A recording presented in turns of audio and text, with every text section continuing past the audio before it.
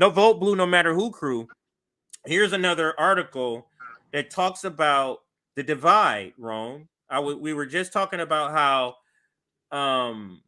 there's a certain part of the left that is like, fuck this shit. I'm not doing this shit no more. And I've been saying the last year, like, this shit feels different. It feels like the people who are saying dim exit is more, and they seem to be more determined to stick to it. That's what it feels like to me. And this article kind of talks about the infighting, how some people are like, fuck the Democrats now. So there's panic, Rome. RBN has been here for 2 years, and the influence we've had, there's been a lot of other people, I'm just saying, we've had some influence here. And I believe that influence is those people, that fashion of people who are saying, fuck the Democrats. We ain't doing, no. We ain't doing this shit no more. The people who didn't go back and say, why do you think Nina Turner lost? Nina Turner, besides AOC and Bernie Sanders, is one of the most popular progressives, beloved nationwide. She can't win a fucking little ass race in her own city, nigga. Why? Because people ain't buying this shit no more. We're like, man, y'all motherfuckers told us that shit before. You get right there and then start going to galas and taking pictures on GQ with Nancy Pelosi. We ain't falling for this. Yes. So let's read this. This is the article. This is from NBC News. The far left wages an internal fight. Help Democrats or reject the establishment. And we are part of the people who are saying reject the establishment. And so let's read. Oh shit, this shit is real small. I'm gonna have to blow this shit up, nigga. Nigga need glasses and everything. I think I might get contacts though. All right, so this one was written. This actually came out today. So this is a brand spanking new article here. And to me, this proves like dim exit is growing. A progressive organizer backed by Bernie Sanders and AOC has a good shot at winning a congressional special election in Rhode Island on Tuesday. And some on the left are not happy about it. The local chapter of DSA issued an unusual anti-endorsement of the former rep, Aaron. That's the name of the guy, Rep Aaron, urging supporters to, quote, reject progressives at the polls, saying Thursday it was disappointed in AOC and Bernie, but not surprised after the New York Congresswoman endorsed, and that's the name of this guy, Rep Aaron Regunberg of the Vermont senator, held a rally for him. And let's get into more of the article here. The Rhode Island chapter of DSA is unusually aggressive. But the local split reflects a larger divide amongst Democratic Socialists and other far-left groups as they debate their forced marriage with the Democratic Party several years after a surge in membership spurred by Sanders' presidential campaign made socialism politically relevant in America for the first time. So, to sum it up, what's happening in Rhode Island, there's a person who's running, and AOC and or Bernie Sanders is backing him, but not all of DSA in Rhode Island is backing him. There's part of the DSA in Rhode Island is saying, fuck this shit. We need to break from the Democratic Party. And they issued an anti-endorsement, meaning not only stand out of it, they're saying, no, don't support this motherfucker because he's part of the Democratic Party. And it's illustrating the bigger problem. Go ahead, Rome. You were going to chime in. Go ahead. No.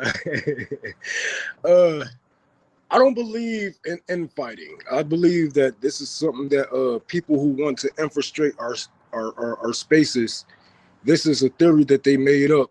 So it looked like there's fighting going on, there's disagreements going on. But no, the left is in agreement altogether. It seems like, a lot of people are going third party. A lot of people aren't voting at all. A lot of people are focused on mutual aid and whatnot. So the left, there is no leftist infighting. The left is telling the right wing, the wannabe leftist, the leftists in name only, we are telling these people, hey, you know, we're not supporting these people. Oh, you're not a leftist. You're not a leftist. You're not a left. Like, no, I'm a leftist. I help a lot of people. I still push, you know what I'm saying? My propaganda is as much as the next person, but I don't believe that this is the route that we should be taking. And the people who want to, that want to infiltrate our spaces know that we're only going to go farther left from here. And they can't sit here and call themselves communists, comrade, and stuff like that, you know, because then it's going to be a little bit harder to infiltrate these spaces or to even, you know, want to consider yourself a communist. We know these people are right wing in the heart because they say nothing when it comes to, you know, these wars and these strikes being broken up or Amazon having so much power over our government and the airlines and whatnot. I believe the left I believe the left is good. It's just these people who have influence and have enough power to get these articles wrote. They are the ones who trying to make it look like we are at a disagreement. No, we are not at a disagreement. The left said fuck Joe Biden, fuck Donald Trump. They're voting for Cornel West. They're not voting at all. They're going to feed their community. They want to build their own parties. The left is doing what the left is doing, you know. But when it comes to people who call themselves leftists, they're not leftists in practice. They're not communists in practice. They're just there. They're just like literally they are just there.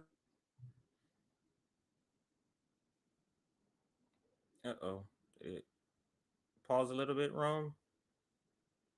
Can't hear anything if you're talking. All right, I think you're back. There you go. All right. So let's continue with the article. Here's where it gets a little bit good here. There's these two quotes, and then it starts to get into the good part. So let me read the two quotes, and then we get to the good part.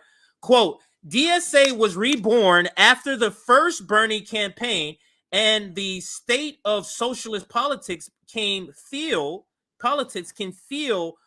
stuck or even declining, considering we are thinking about a socialist becoming president of the United States, said Michael, a DSA member and editor. He's a DSA member, Rome, and editor of socialist magazine Jacobin. How dare you call Jacobin a socialist magazine? How dare you? And he also wrote a co-book. He also co-wrote a book, Rome, called Bigger Than Bernie: How Can We Win Democratic Socialism in Our Time? And here's another quote. It's tempting, especially in a movement of downturn, to say the reason why we're not as successful as we should is that we're not adhering to a political doctrine as strongly as we should be.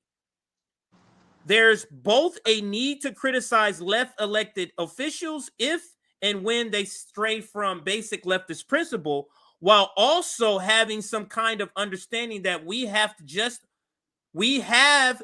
a toehold on power and that it could all go away. So they're basically trying to say we're at a dilemma. The left is at a dilemma, Rome.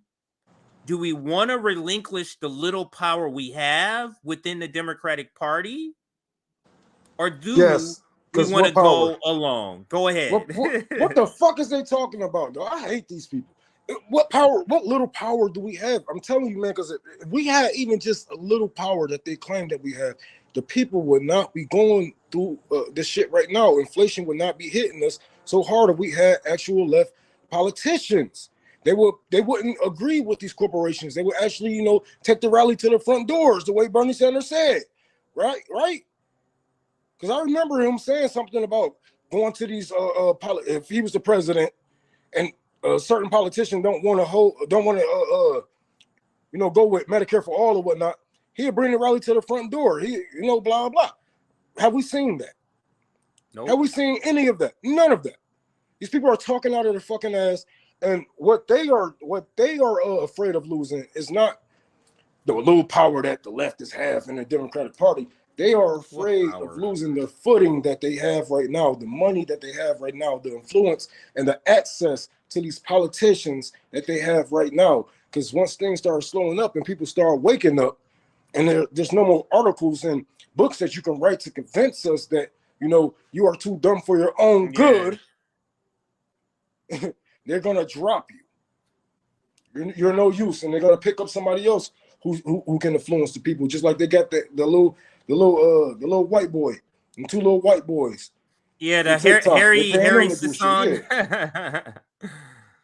Yeah, that's spot on, Rome. All right, so let's read a little more. Some on the left, Rome, worry infighting in the name of purity like that in Rhode Island could lead to a vicious cycle and help return the left to the wilderness of the pre-Sanders era. So understand this. This author of this is on the side of saying stick with the Democratic Party. Because this is ridiculous. They're trying to, this is the argument they're making. Some of the left are worried that the infighting in the name of purity. Now, this is what Nick always say. There's nobody who's a real leftist who uses words like purity test. Thanks. If you use a word like purity test, you are literally giving a red flag that you're not a leftist, because purity test, people use purity test. What they mean is you're standing on your principle. I'm not voting for somebody who supports slavery, for example. That would be considered a purity test back in 1830, Rome.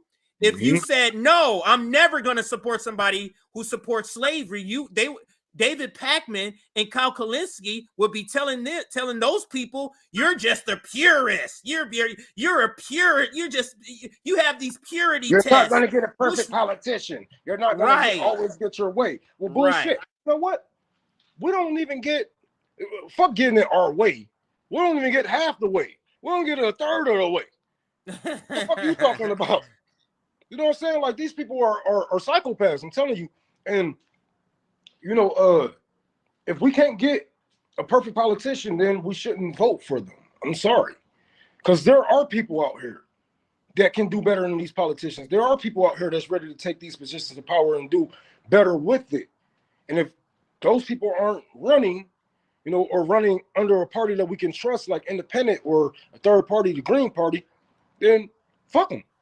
Because you can say what the fuck you want. You can say, I believe in a free world and open borders and all this, whatever the fuck, all you fucking communists and leftists like. Pause a little bit. We'll give Rome a couple minutes and see if he comes back. What you gonna do now? What you gonna do now? Pause again, Rome. Let's give it a second and see if it comes back in a second here. Oh, I'm sorry. No, there he goes. There he goes. Now you back. But yeah, these fuck that. I'd rather be a purist than a fucking sellout, than to be weak and to give up on everything that I believe in. Because I'd be damned if I sit here, like you said, I'm not going to vote for somebody who supports slavery. That's Joe Biden, literally. The man who have, you know what I'm saying, put the black community in the conditions that they are in today with the police force and the prison industrial complex. That is modern day slavery. So no, I don't support people who support slaves or slaveries. Like, yeah. All right, so let's read on a little bit here. I mean, this is the other point I wanted to make about this sentence.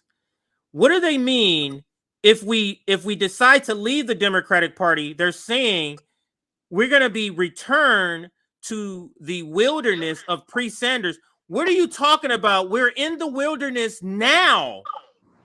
We're in the wilderness now. We're at the child's table now. We're not being taken seriously now. So what are you talking about? This is such a non-thing. This is such a, you can only say that if you're a Democratic shield. They talking about for them. They ain't talking about for us. They damn sure ain't talking about for us, bro, because we don't get a damn thing but the shitty end of the stick, if that. They are talking about them damn selves, because if we break away from if Democrats broke away from the Democratic Party and went to a third party, we would have more power. We would be in control of these parties. Like, we can actually go run. You know, you can actually go run in the Democratic Party. They got open primaries and all that, right? You know, not like the Democrats. Like, I can actually run to be a Green Party candidate, and we can have people that's like-minded in power. If we can actually get them woke the fuck up and realized how much power they actually willed and held, and go rogue with the shit. Because what have we gotten, even as a black community, what have we gotten voting for Democrats? 50-something fucking years. We got pushed back, put in jail. That's it. We are, our people are stuck in the 70s when it comes to education, when it comes to, housing. We are pushed the fuck back. And Democrats have been in control of our cities for years. Centuries. Motherfucker, like, where are we getting with this? If we broke off, we would have more power and we would do more with it, because you realize, like, when I got in a position to help people, I realized it don't take $1 million fucking dollars to feed a handful of people. I just raised a couple of $1,000s, go to a fucking state, pick a fucking city out, and feed the fucking people. It's that easy. But no, we need to raise $2 million to go and do this and do that. No, you don't. No, you don't. It's all a fucking lie. Spot on. And let's continue.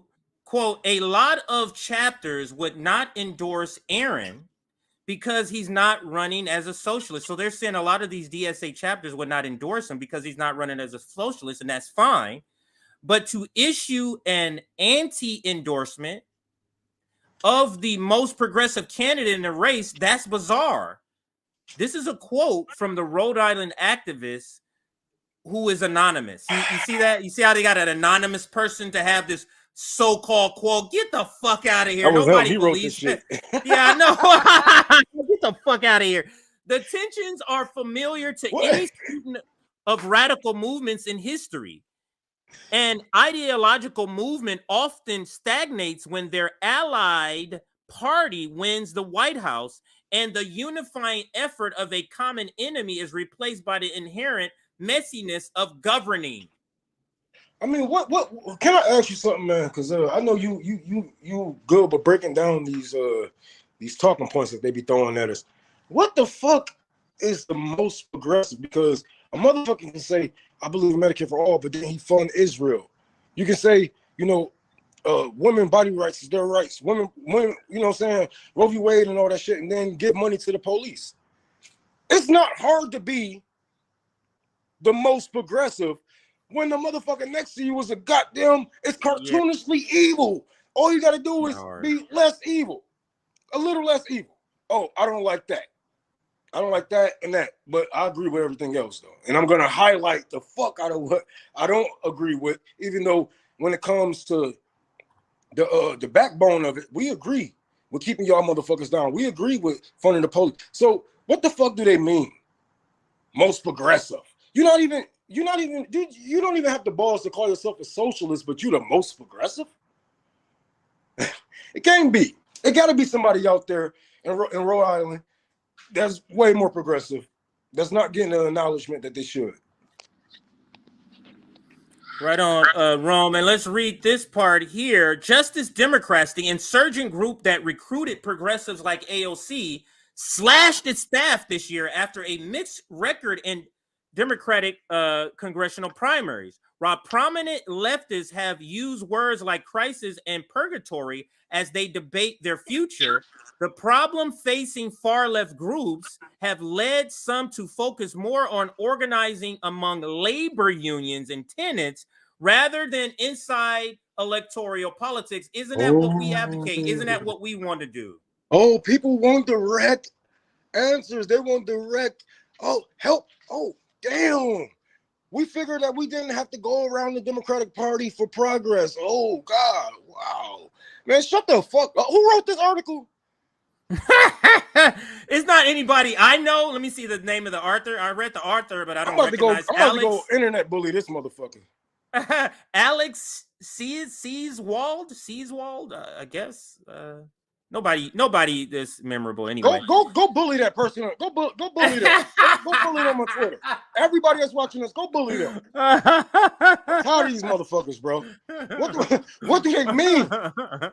They just be talking in circles, man, and nobody has power but these people. Nobody has influence but these people. Nobody has access to these politicians but these people, because you know what would happen if we had access to these politicians? They would be the fuck.